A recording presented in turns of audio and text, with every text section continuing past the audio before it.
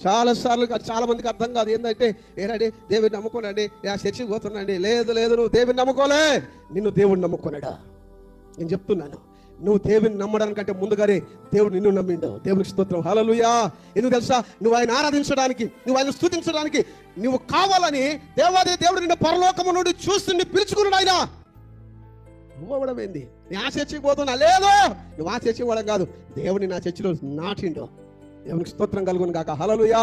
ఇందులో నీ ప్రమేయం ఏమీ లేదు బిడ్డ. ఎఫెసీయులు 2:6 అంటాడు దేవుడు, ఇదిగో మీరు విశ్వాసం ద్వారా కృపచేతనే రక్షింపబడ్డారు. ఇది మీ వల్ల కలిగింది కాదు, నీ వల్ల ఏం లేదు. ఎప్పుడు నువ్వు దేవుని దగ్గర రావాలో, ఎవరి ద్వారా రావాలో, ఎక్కడ కూర్చోవాలో, నువ్వు ఏ సంఘంలో ఉండాలో, టోటల్లీ దేవుని చిత్తమే అది. దేవునికి మహిమ కలుగును గాక, హల్లెలూయా. కాబట్టి పౌలు గారు అంటున్నాడు, నేను ఉన్నతమైన పిలుపుకు తగిన బహుమానం అందుకోవాలని పరిగెత్తుతున్నానండి. చాలా మందికి పరిగెత్తుతున్నారు కానీ ఎందుకు పరిగెత్తుతారో తెలియదు. చర్చికి వస్తున్నారు కానీ ఎందుకు వస్తున్నారో తెలియదు.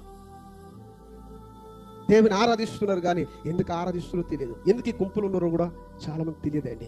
దేవుడు నిన్ను ప్రేమించి ఒకరోజు పరలోకంలో నీకు బహుమానం ఇవ్వడానికి ఆయన నీ కొరకు సిద్ధపరిచిన బహుమానము సిద్ధం చేస్తున్నాడు. నీ విశ్వాసము పరుగు పందెంలో నువ్వు నమ్మకంగా పరిగెత్తితే నీకు బహుమానం ఉంది.